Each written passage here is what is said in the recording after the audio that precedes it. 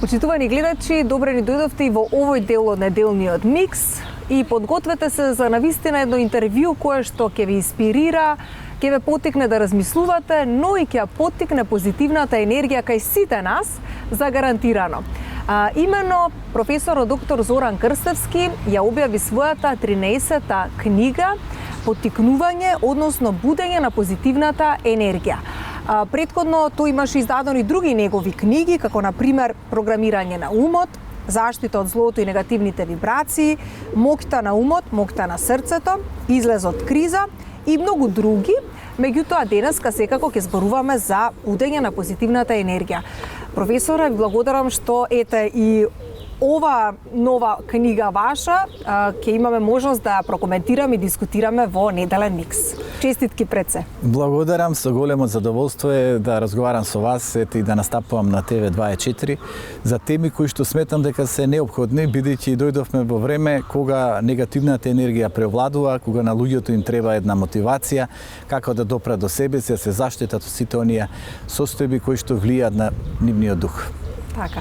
За почеток, што ги поттикнува позитивните, а што негативните чувства? Па повеќе фактори влијаат, на овие 5 сега што ќе ги спомнам се клучни, каде што сите ние ги трпиме и сме под нивно влијание. Првиот фактор е факторот на семејството. Замислете ако во семејството децата страдаат или имаат некоја погрешна ориентација, ако имаме лоши меѓучовечки односи, ако има конфликти помеѓу партнерите, ако има отуѓување, недоразбирање, ако семејната подлога не е добра, натрупана со трауми, во тој случај каков е развојот на личноста, односно како човекот ќе се чувствува, автоматски е под удар на негативни вибрации. А ние знаеме, се сменија нештата, гледате веќе и децата не се оние деца што некогаш биле, се индивидуализираа, под удар се на надворешни фактори, улицата може да ги загрози, интернет, комуникацијата исто така и ред аспекти, така што и родителите се под удар, ама и родителите се од друга страна и понекогаш и малку понеодговорни, бидејќи можеби некои околности во животот ги ориентираат кон погрешни патеки на животот, па не се грижат за своите деца, па нивните деца може да заглибат или во криминал, или во пороци, или брзо да возат автомобил, па да страдаат некои невини пешаци и така натака. Значи гледате, семејниот фактор е сериосно одговорен за позитивната и негативната енергија кај поединецот. Голема среќа е да растеме во среќно, хармонично, просперитетно семејство. Но доколку не е така, тогаш нашата чаша се полни со јад, со чемер. И ние се изместуваме. Но не е само семејството. Тука е и работното место. Доколку на работното место превладува мобинг, непочитување, партиската книжка е предусловот за напредување, постои непотизам, постои несоодветно плаќање на работникот, односно низок личен доход, постои експлоатација, постои нељубов кон трудот, а трудот го создаде човекот, тогаш исто поединецот се полни со негативна енергија. Гледате, таа негативна енергија може да ја носи дома.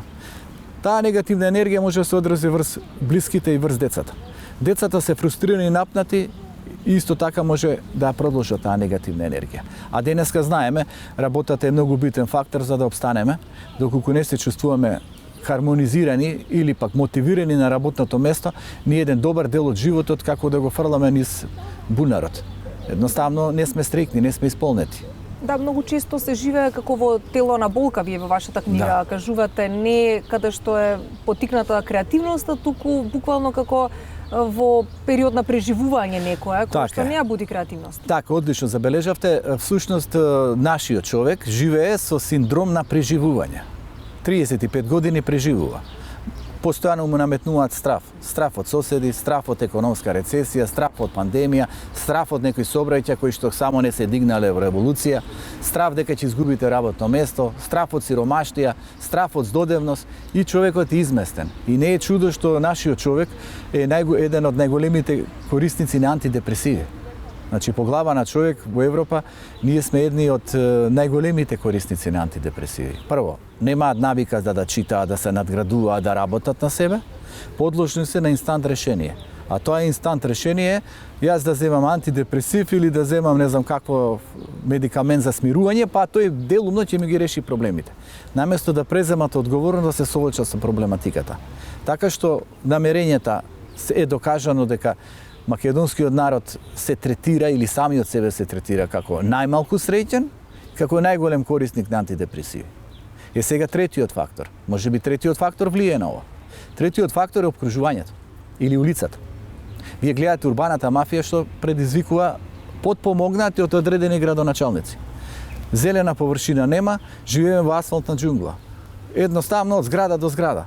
Ниту има убава панорама, ниту има чист воздух, ниту има една сигурност на улиците, ниту голем број родители можат своите деца ги запишат во градинката, а всушност градинката се наоѓа на 50 метри. Како што е случај кај мене во Хром, една прекрасна населба, која што би рекол е на најдобрата позиција во Скопје. Покрај 3 реки, Треска, Вардар, Лепенец, водно е блиску, матка не е далеко. Но се загрози од урбана мафија. Едноставно, дали тоа влие на нас, ни создава негативна енергија. Дали должноста на, да речем, на планерите, на градоначалникот, на урбаниот мафијаш, е помеѓу другото да обезбеди паркинг простори. Дали е должен да обезбеди зелена површина, бидејќи тоа законот го налага. Значи, немаме зелена површина, имаме улици пренатрупани, немаме инфраструктура, имаме загрозеност. Создава негативна енергија.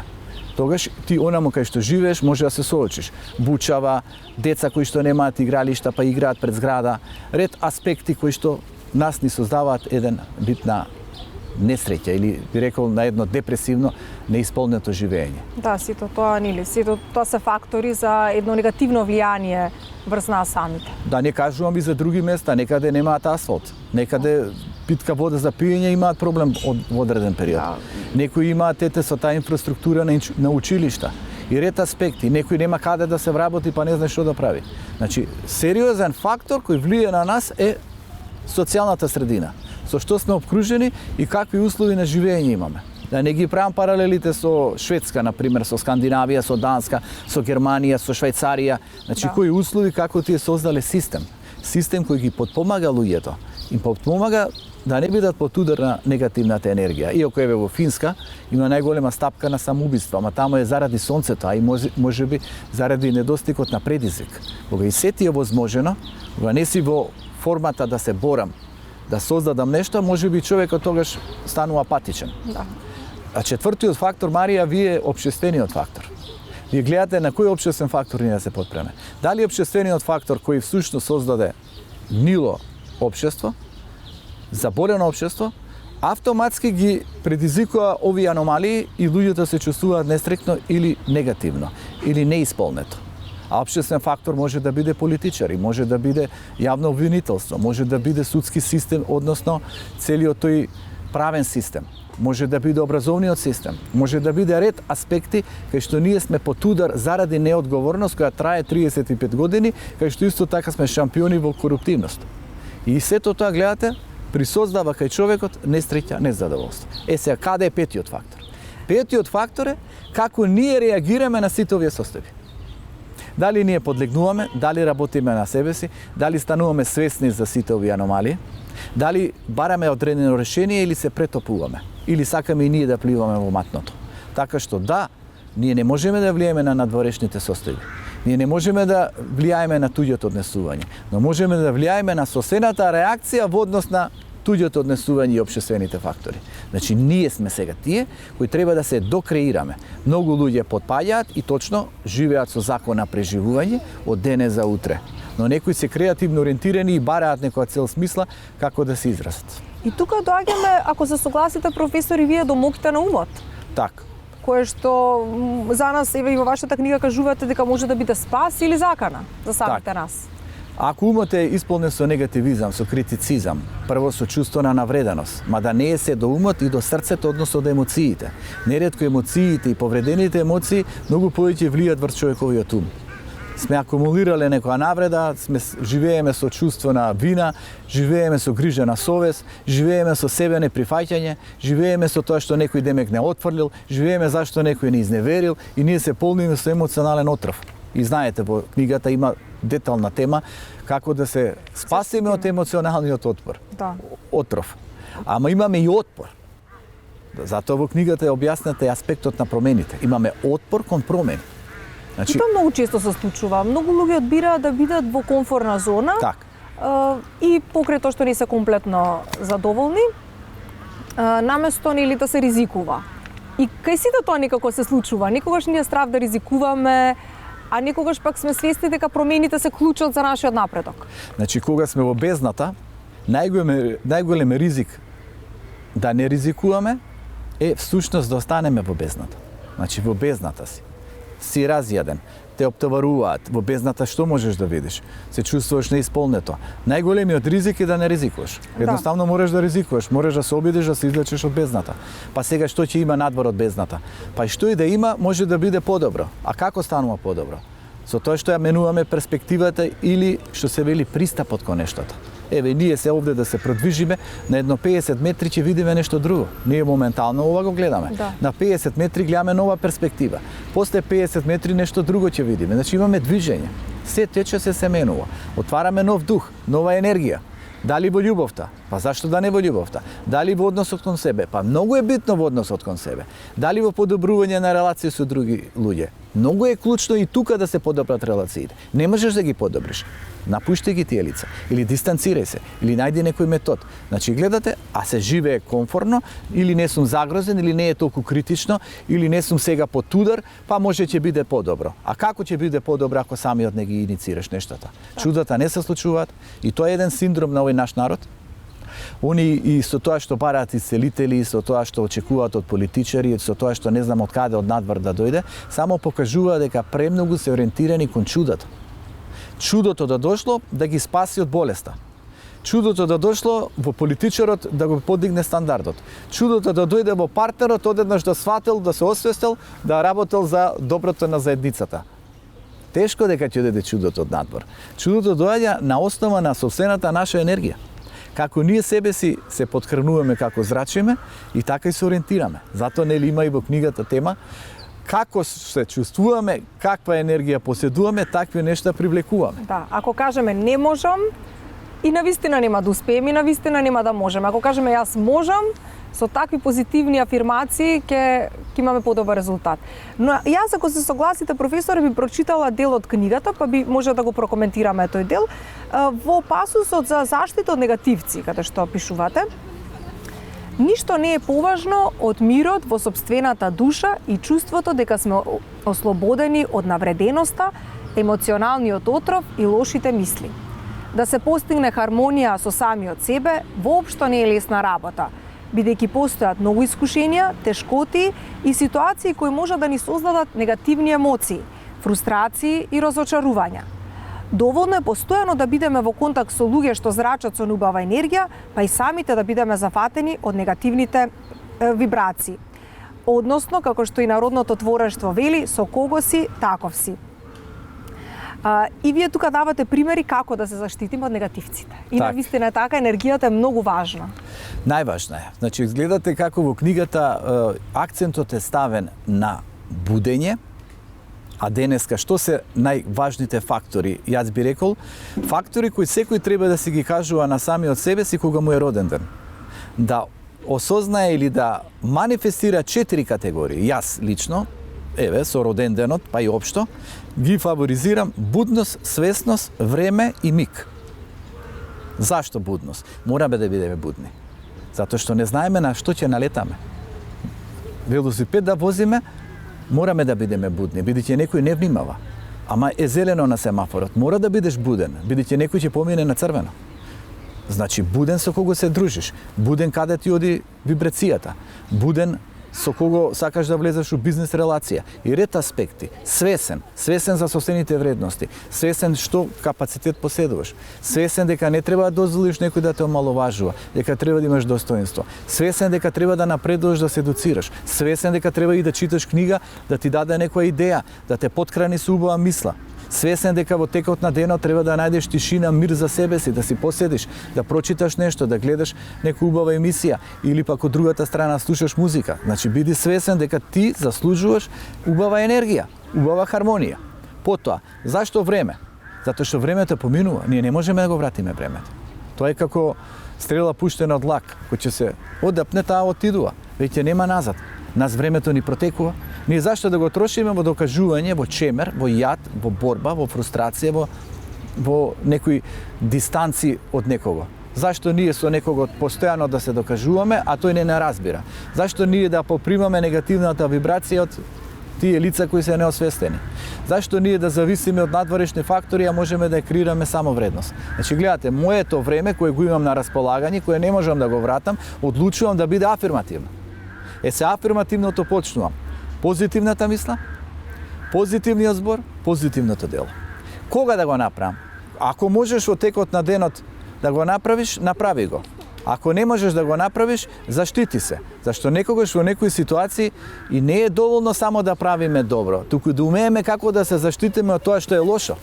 Ние со тоа што сме заштитени од болест, од некои неуспеси во работата или под влијание на други луѓе, ако сме избегнале лош љубовен однос или сме го прекинале, ако сме се спасили од погрешни мисли, сме се излекли од некоја травматизираност, а немаме големи успеси, ние сме добри. Со тоа што ние веќе сме се ослободили од добар дел на лоши состојби, ние имаме потенцијал да се искачиме нагоре. Значи да се искреираме нагоре. Инаку луѓето, ако фокусот го стават на негативното, на повредата, на неуспехот, на чувството на болка, на разочарувањето, тие на што ставаат акцент? На негативното. На негативното. И гледате, затоа концептот во тој случај е заштита од негативните сили и вибрации. Па потоа отварање кон позитивните, но многу е битно да во текот на денот направиме нешто што нас ќе не поткрени. Затоа ни е потребна енергијата, затоа ни е потребно времето. Времето го имаме, некои луѓе го немаат времето. Колку и ние да сакаме сега да промениме нешто во односот со некои луѓе кои го напуштиле овој свет, не можеме. Можеби и тие кои би промениле нешто да подобрат во начинот на живење, не можат. Затоа знаете, има таму еден пример со медицинска сестра која разговарала со луѓето кои биле, што се вели, при смрт. И колку како тие самите дале изразување. Како би го трошеле времето, кон што би ја насочиле енергијата, за што би се завземале, колку би направиле повеќе задоволства, колку би барале повеќе насмевки, колку повеќе би биле креативни, колку би ги оствариле своите желби. А каде е нашата ориентација? Фаворизирање на телото, свртеност кон егото и насоченост кон материјалното. Со такво состојба, дали е стеснет духот наш? Не. Стеснет. Да, стеснет, сакам да кажам, да, во смисла не растеме, не одиме напред, туку само уназадуваме на тој начин. И вие во книгата за тоа зборувате. За жал, општествените состојби кај нас, ама и на запад, фаворизираат таа, би рекол, предметна ориентираност. Колку пубави предмети на тебе, толку демек повеќе вредиш, без анализа на убавина на душа и благородност на духот. И за жал, таквите групации најчесто и наградуваат и писатели, и не знам, поединци или некои други, во смисла на тоа колку кој како статус има, кој каква моќ имал во општеството или кој под каква партиска определеност бил. Денеска, професоре, многу е на цена материјалното, површните нешта, имате вие напишано тука и ниските страсти, значи сето она што е, како што спомнав, материјално, а не духовно. А сепак се навраќаме на тоа дека позитивната енергија може да се подобри исклучиво преку духовноста, преку работи кои што не облагородуваат, како например поминување време во природа, читање убава книга, прошетки.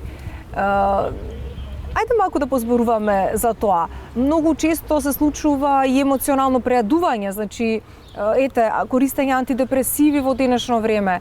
Сето она кое што некако привидно дава некое минимално задоволство, но не е клучно за нашиот развој. Сега кажавте нешто клучно, а тоа е одлика на човекот. Потреба за задоволство. Во книгата таму давам анализи и Епикур, филозофот, кој што асоцирал на хедонизам. Ама не хедонизам врзано со телото, туку врзано со духот. Токму тоа е суштината на нашето постоење, помеѓу другите. Едно е да помагаме, да отвараме еволуцијски пат и за другите и за себе си, да облагородуваме душата, а второ е задоволството. Ние не можеме да избегаме задоволството. Го имаме хормонот на задоволството, допаминот. Сега прашањето е, кон какви задоволства ние сме ориентирани? Дали читањето книга смиреност, опуштеноста создава задоволство? Да. Дали слушањето музика која те опушта, која те релаксира, создава? Дали некој филм кој што едноставно те смирува, ти создава? Дали прошетката во природа на планина создава задоволство? И здравствено, и енергетско, и психолошко, и душевно. Значи природата, дрвото, ушкањето на дрвото, Поврзаноста со натуралната вибрација создава огромно задоволство.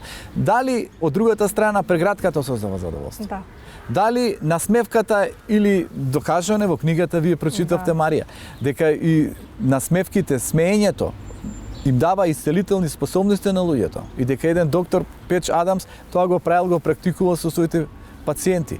Значи смеење, да најдеме начин, задоволство на духот и облагородување на душата. И сега гледате, се е навика. Уште една карактеристика на човекот. Да бара задоволство и да создава навики.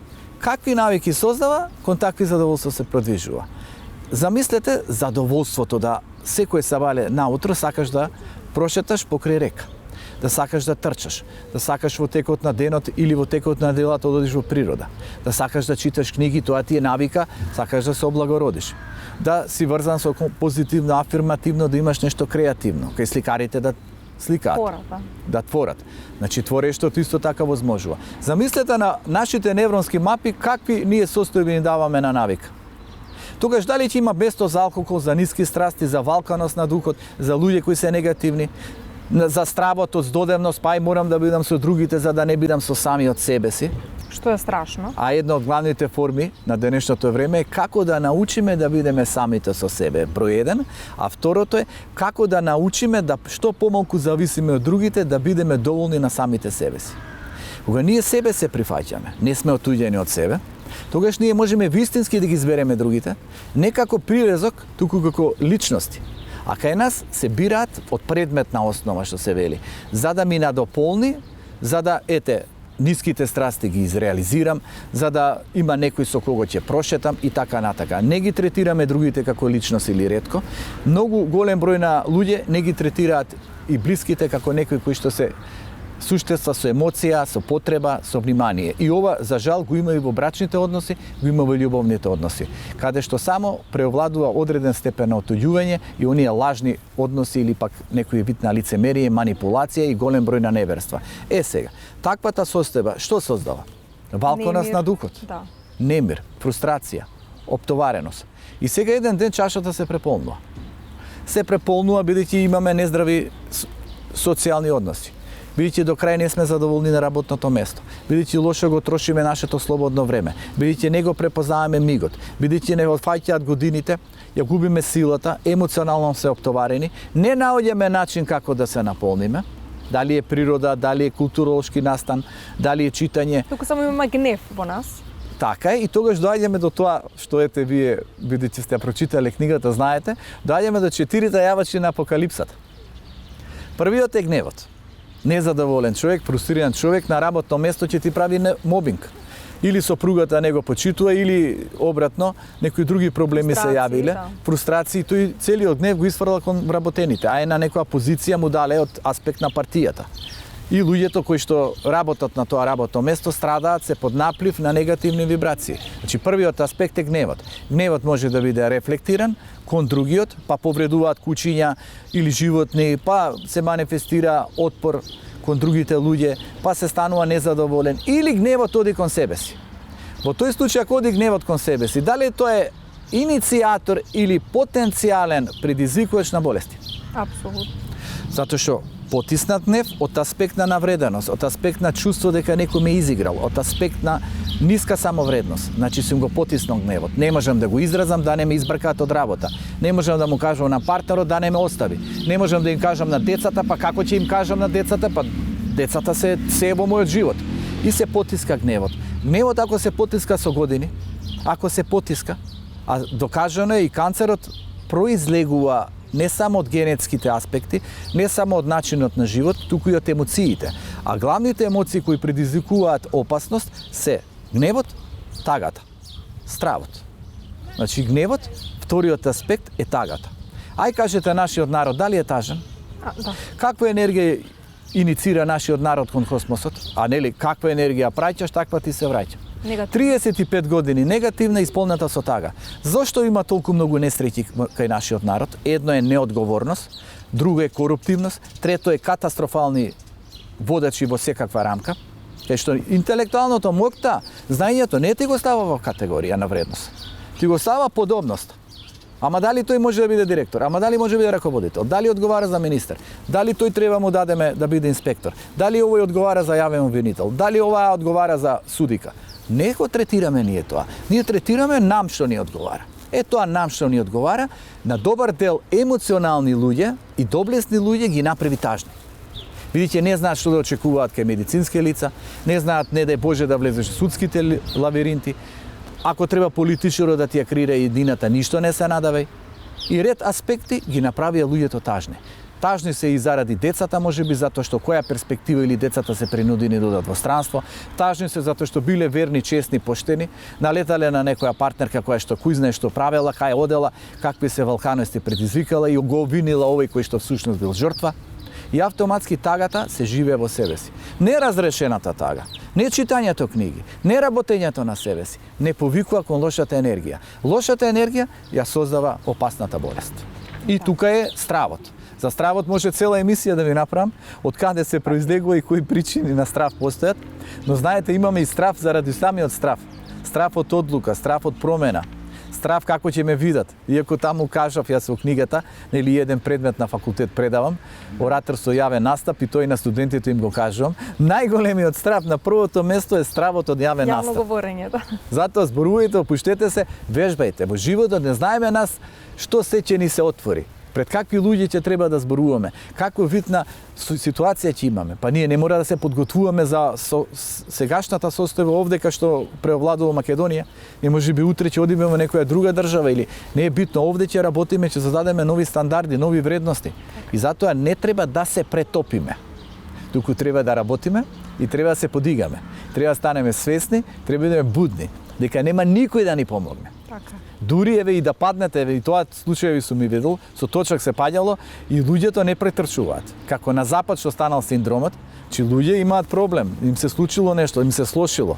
Легнат на улица, ретко претрчуваат на запад. Солидарност веќе. Значи да, и тоа е, се вели, можеш да биде свесен со кого си имаш работа. Прво, стани свесен дека преовладува отуѓување. Второ, себичност, егоизам. Трето, затопување на духот и тоа е посебна емисија која треба да се разговара. На што се должи, професоре, сето тоа? Порано и помалку си имало, ама не било така. Луѓето повеќе се дружеле, имало поголема емпатија. Па да, ама порано имало чист образ, имало семејна традиција, имало конзервативни односи, имало ред помеѓу членовите на семејството. Материјалното не било толку застапено. Сега имал 32 стана, сака да има 320. Па дава маркици кај ќе стигне. Загрозува луѓе, како да сите станови ќе ги носи во тој другиот свет. Точно. Овој па алчниот олигарх, тој нема што да не приграби од фирмите. Па луѓе ќе избрка, па ќе подкупи некои фирми, овие ќе ги остави на улица. Значи, каде се моралните вредности? Каде е честа? Каде е достоинството? Каде е духовната вредност? Каде е вистинската мудрост и едукација? Па видите, Марија, да бидам јас реален. Од аспект што се тоа го нема, немаш ти зашто и да пишуваш. Нема кому да ти да му го пишуваш. За среќа имам добар број на читатели. Еве и последната моја книга, последната е астролошки записи. Астрологијата секоја сака да ја читат. Но еве програмирање на умот. Најпродавана книга беше на сајмот, на книгата предходната година. И таа е многу корисна книга. Прекорисна и предобра, вие знаете. Но еве таја за една година околу нешто над 1000 примероци има продадено. Тоа е одлична бројка во македонска, одлична, тешко некој ја постига. Ама тоа е недоволна со оглед на програмираноста на умот на народот од страна на надворешните фактори. Медиуми, политичари, социјални околности. Значи не работат, не читаат. Ете која е бројката на луѓето кои се посветуваат, се ориентираат.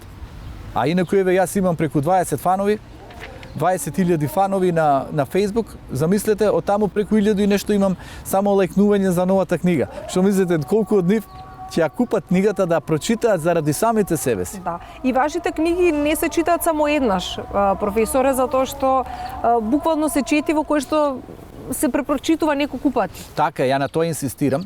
Прво, не сакам да ги читам оние, ја ги читам и американските автори, ама многу ја влечат работата. Значи, јас сакам да пишувам конкретни примери.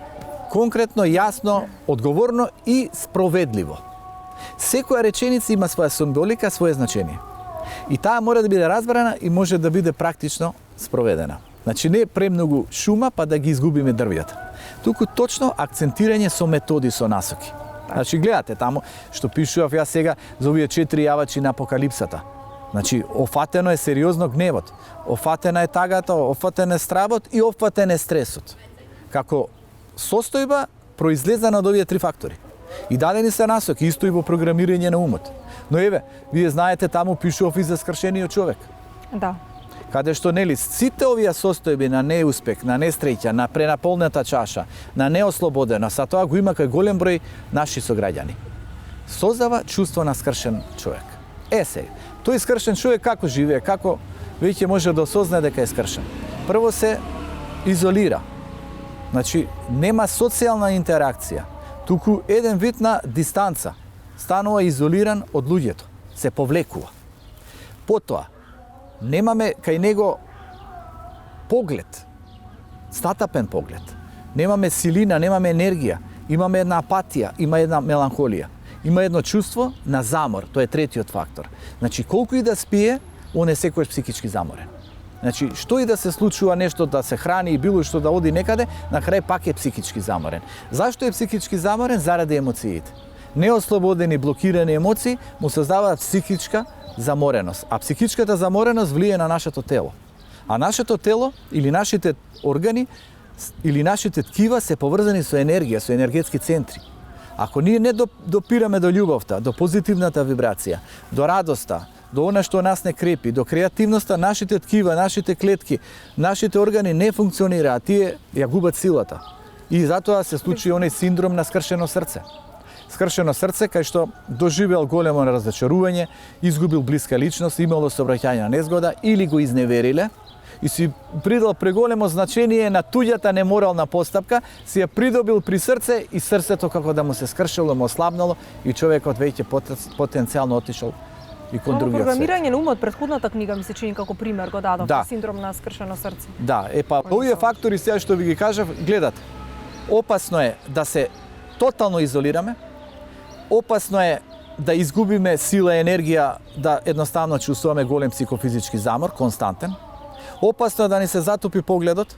Четвртиот фактор е да станеме гневни, конфликтни и било која критика или било која насока ние ја гледаме како атак. Мислам, не ние, тој скршениот човек. Да. Тој едноставно не сака промена и ти му кажеш, му отвориш патека, он не сака да се менува. Едноставно така живе. И петиот фактор, ова што вие претходно го кажавте, води или кон прејадување, или кон анорексично однесување, односно гладување. Нема задоволство, ништо не го крепи, ништо не го прави среќен, или среќата наоѓа во храната. Принцезата Дијана го имаше тоа со булимија, па навечер стануваше, ги отвараше фрижидерите и само се хранеше, консумираше сладки. Гледате таа недостиг на љубов, недостиг на внимание, отфрленост и незе спасот и произлезе од храната. Овие па некои други немаат задоволство во храната и постојано гладуваат или ништо не ги прави задоволно. Дали има решение? Има решение. Апсолутно. Не можеме ние да речеме готови сме, пропаднавме, отидовме у бездната. Да, ако ти тоа го финализираш и го вметнеш у духот. Молитвата, посета на духовни храмови, еве јас во книгата пишува за Свети Јован Канео. Одно Свети Јован, богослов, црквата во Охрид, во Канео. Прекрасна енергија, прекрасна вибрација.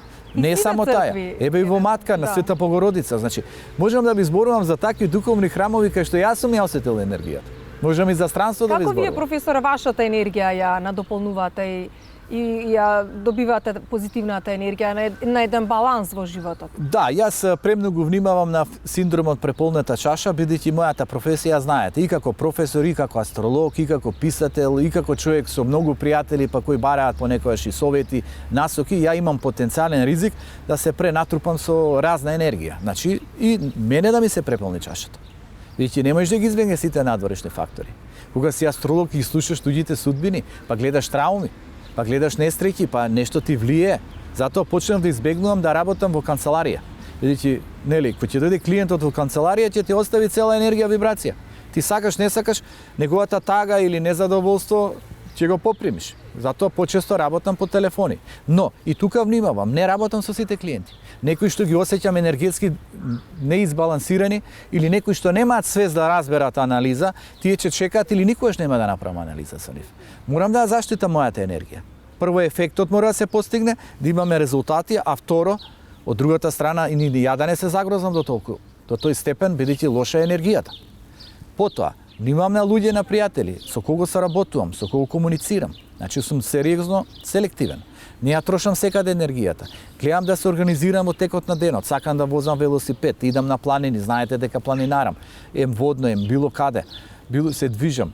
Сето тоа, значи, ми помага. Читањето книги е обавезно, тоа е смиреност на духата. Замислете, навечер си седнеш, си посветиш внимание. Политички аналитичари јас не гледам. Значи тоа, јас знам дека е перење мозоци. Некои со невладени со странски пари, странски организации кои ќе дојдат нас да ни го перат мозокот преку медиум, ја тоа го отпишувам. Веќе тој со странските пари и странската подлога не знаеме за кого одработува. Зашто ја да се токсицирам? Значи тоа не примам негативни вибрации од страна на политичари, гледам да прифатам некои работи дека е тоа ниската свесност, дека некаде ќе налеташ на некои луѓе кои толку разбираат, дека не смееш тоа да си го лепиш на душата, дали е тоа во емоционалните односи, дали во пријателските, дали во работните односи, дали општествените фактори. Значи мораш да се заштитиш, мораш да мислиш на себе, односно мораме да мислиме на нашата душа. Нашата душа и состојбата на нашата душа исто така бара љубов. Еве ај на нашите почитувани гледачи да ги прашам. Во животот колку луѓе ни вистински им се нашле без при тоа да имаат некој интерес или без да имаат одредени очекувања. Колку луѓе им се нашле со безусловна љубов. Еве ја направив една анализа, можам во некои ситуации да видам дека некој сакал да ми помогне без никаков интерес. Што е многу тешко да најдете. Луѓе кои вистински се завземале. Сега, кој треба да се заземе за тебе самиот? Самиот ние. Па така е. Чувај енергијата, надополни енергијата. Дали планината, природата? Да. Дали читањето? Да. Дали музиката? Да. Дали некој успех, креативно дело? Еве јас го напишав ова дело, оваа книга, која е навистина една од поквалитетните би требала биде, мада тоа не смеам така да... Сите ваши книги се. Так. Меѓутоа, многу убаво имате систематизирано самата книга. Буквално од секој аспект. Значи тука дури еве може да се задржиме на тоа, зборувате и за нарцистичкото однесување, за хистриоското однесување, па потоа има сегменти за стресните ситуации, почитувани гледачи, како да се заштитите од стресни ситуации. Кармата исто не изоставен дел кој што исто така многу важен. Па потоа за фокусот кон иднината, за свесноста за сопствените вредности, програмирање кон успехот, будење на позитивната енергија, значи сето она што нас читателите може да не облагороди. Така е, па затоа што Марија, јас сум филозоф. Ние треба да бидеме совест на општеството. Ние не треба да бидеме партиски определени. Ние треба да одработуваме за олигарси. Ние треба да се насочиме кон мудроста, кон општото добро. Тоа е вистинскиот филозоф. А она друго не е некој што завршил филозофија. Значи, мојата поента е, се што сум акумулирал како знаење, како мудрост, да не го чувам во себе си. Јас сакам да го споделам. И со студентите, и на моите едукативни предавања. Сега еве ќе направиме во Прилеп. Ме повикуваат во Виница, ме повикуваат и во Валандово. Битола сум одржал 2, во Струмица 2 предавања, веројатно пак ќе ме покануваат. Во Куманово сака да ме поканат. Секаде одам и каде што не наплаќам јас за предавањата. Може само патните трошоци да ги покријат. За да дадеш. Има прекрасна публика. Вие да знаете, имаме многу добри луѓе кои сакаат да се поткрануваат со духовното. Прашањето, медиумите што им овозможуваат. Еве, секоја чест на вас што имате вакви емисии. Но не се сите медиуми ориентирани кон општото добро. Туку гледаат партиското да го продефилираат, некоја ниска уметност или не знам што се, така што останува ние поединците со нашата професија, со нашите дејствија да можеме да возможиме. Во тој поглед се книгите. Заработката од книгите е многу минимална со оглед на трошоците, со оглед на книжарниците, со оглед на тоа што за државата треба да го одвоиш. Но тоа не значи дека ја нема да творам. Се додека има луѓе, публика која го сака тоа, сака да го чита, ја тоа ќе го создавам. На крај ние треба да бидеме верни на нашата животна мисија. А дали имало публика? А што е битно какава публика имаш? Па на крајот на краиштата публиката, толпата толку разбира, го избрава разбојникот Варава. И ден денес разбојниците ќе ги изберат, нема да ги изберат оние посвети личности. Замислете, Исус Христос Варава, они го бираат Варава. И денеска е истото. Но тоа не значи дека некој не треба со својата талентираност, со својата способност, со својата иницијативност да не действува. Заради креативноста ќе действува, заради чувството на исполнетост и заради оние добри луѓе кои тоа го почитуваат. А дека луѓето треба да си направат нешто добро за самите себе си. Конечно мора да сватат дека треба да си направат. Еве нека почнат со читање на книгите. Нема мене да ме збогата ако ја купат книгата. Само ќе ми дадат мотив некоја нова книга да напишам. Ќе се збогатат себе си и ќе остават во наследство на идните генерации. Затоа што утре, после нашиот живот, нели, сите наши облеки, сите наши кошули, сите наши чевли ќе одат во контейнер. Сите наши книги, сите наши дела, секоја наша насмевка, секоја наше позитивно действување ќе остане во спомените. Па сега зашто треба да купуваме? Ние да трупаме гардероба, чевли и не знам што, или треба да почнеме културолошки да се збогатуваме? Па ние време да смениме матрицата. Јас тоа велам, да направиме културна револуција. Да бидеме малку како пољаците кои што во метро читат книги, русите, во Италија јас сум бил, во Рим, истото го прават. Па дај малку да почнеме да се образуваме. А ние само се затрупуваме со шунт, со неубава енергија и потоа нас некој ни е виновен зашто се наоѓаме во бездната. Точно. Треба да тргнеме сами од себе, свесност да имаме за, еве како што велите вие тука, за да создадеме ново посрекно јас. Така е, тоа е една голема тема, сериозна, таа ја работел и доктор Џо Диспенса, значи и таму е некои анализи праев и за мокта на умот, дали е спас или закана за човештвото. Таму еден квантен физичар Мичу Каку го анализирав, значи во книгата има многу аспекти, еве во поглед на создавање ново посрекно јас. Видите, невронската мапа се создава со тие наши енергетски токови. Тука се синапсите, тука се невроните, тука се нашите навики, тука е она што сето го акумулираме. Зошто да не го активираме хормонот на среќата, серотонинот? На вистински начин, не вештачки. Зошто окситоцинот да не биде присутен на вистински начин со прегратката, со убавата енергија, со љубовта? Зошто да не почнеме да создаваме навика во текот на денот да се подхрануваме? Не дека секој ќе биде лесно. Не е лесно. Еве, јас сум писател, нели, сум филозоф. Ја ги работам овие теми, па ја некаде ќе се сретнам со некој нешто. Ама ја нема да си дозволам антидепресив, никогаш нема да си дозволам. Некои не знам какви седативи. Други методи имам за како да го надбинам тоа. Да те нападнале. И ако некој го држат 2-3 месеца, може да ме држи 2-3 дена. Затоа што имаш механизми кои ќе ги употребиш за да се спасиш. Ти не дека ќе бидеш супермен и тебе нема ништо да те зафати. Те зафаќаат трагедиите, еве што се случуваат. Те зафаќаат неправдите. Те зафаќаат разни состојби каде што си налетал на некои луѓе кои навистина биле страшни за да со нив бидеш во некоја релација. Ама начинот на регенерирање, на себе трансформирање е мој. Јас се што сум акумулирал во главата, со сознанија, со искуства, со читање, со начин на живот, со навики, го користам да ми помогне во критичната ситуација. А нашиот народ не размислува што ќе биде утре ако биде лошо. Тој размислува дека нема никогаш да биде лошо. А всуштост, знаете вие, во животот нештата се менуваат. Што ќе стане лошо? Дали имаш капацитет да се справиш? Лошо е останеш во работно место. Лошо е те напушти некоја блиска личност. Губиме личности. И тоа е една голема траума, темата смрт, на неа таа тема сакам да пишувам понатаму една книга. Значи, која исто така треба да ја третираме. Потоа стравот од личната одговорност, од преземање иницијатива и ред аспекти се она кон кое треба да се насочиме, а тоа се вели душевна храна. Значи, гледате, на телото му е потребна храна за да може да обстане. На духот му е потребна и на душата храна за да може да функционира. Дали ние воведуваме душевна храна? Дали ние се грижиме за благородноста на душата? Значи, нештата се јасни, само колку ние ги практикуваме, а најлесно е да се жалиме. Затоа имаме синдром на јас сум жртва, другите се виновни. Синдром на закон на отпор и негација, се отврлам што не познавам, нели не познава тематика, ќе отврли, што е тоа глупости. Да. И законот на негативната вибрација. И тоа превладува кај нас.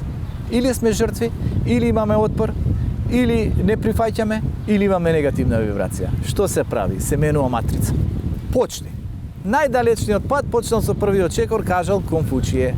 Почни. Полек. Смири се. Најди во текот на денот простор за себе. Офатија тишината, влези во себе си.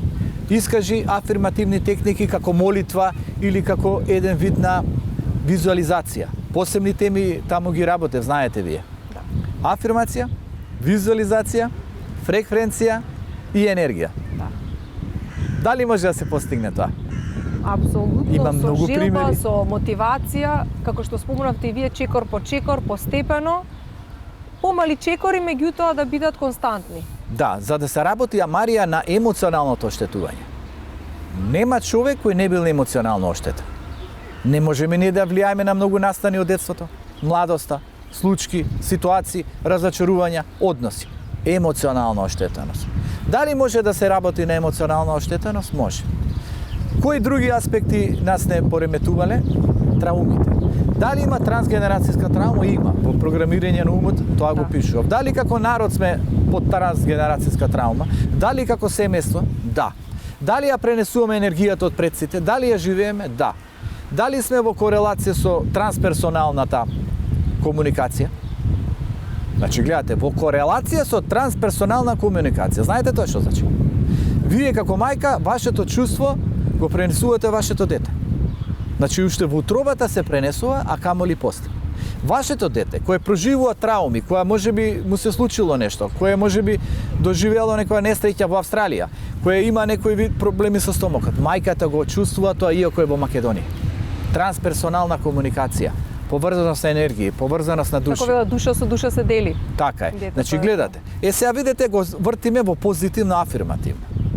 Мајката, родителот, работи на себе, го подига духот, се ориентира кон среќа, чита книга, создава знаење, по трансперсонално го пренесува на детето. Радоста, убавата енергија, знаењето. Значи, гледате, волкот кој е далеку некаде, со планина, чувствува вибрацијата на волкот кој ги води овие други волци. Многу силно. Да, Многу и силно овој го кажа. чувствува. Со краповите тоа истражено. Во однос на краповите и вештачката пченка. Некои настрадале, ја пренеле вибрацијата, веќе други крапови не подлегнуваат на таа пченка. Овие мораат нова да измислуваат. Еве во Охрид, на Охридско езеро, кој е прекрасно и со најубава енергија. Значи таму исто така ловат со некои вештачки пченки. Ама краповите ги научиле, мора да наоѓаат тактика. Веќе трансперсонално се пренесува знаењето. Тоа ви е еволуцијски. Тоа ви го кажува Тесла. Тесла вели, на космичкото јадро се крие цело знаење, вика цела мудрост на постанокот. Се акумулирано.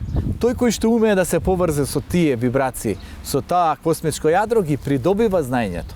Значи, преку што? Преку фреквенција. Сега имаме борба меѓу доброто и злото. Сега офатија страната која оди кон доброто. Подхрани се себе си, дистанцира се од злото. Значи, не го подхранувај злото. Сега кај што видиш зло, не се пикај таму, бегај од него. Оди кај оние добри луѓе, добра енергија, добра вибрација. Пробуди го духот. Професоре, и за крај на овој разговор, јас верувам дека на многу гледачи им ја разбудивме позитивната енергија, а секако подетално за сите овие карактеристики може да си прочитат во вашата нова книга Будење на позитивната енергија. Кажете ни каде можат гледачите да ја купат? Да, сега е саем на книгата, па може да ја набават на штандот на Штричинмој центар. Тој се наоѓа пред влезот на салата од десна страна во холот. Значи, таму книгата е со промотивна цена, инаку понатака ќе биде во книжарниците и ќе биде со цена од 550 денари, но на саемот ќе биде малку поевтина. Како и да е, можете и мене да ми пишат на Facebook, да ми се обратат и да добијат книга преку карго со промотивна цена. Многу ви благодарам и ми беше задоволство како и секогаш да разговарам со вас. Благодарам и на вас.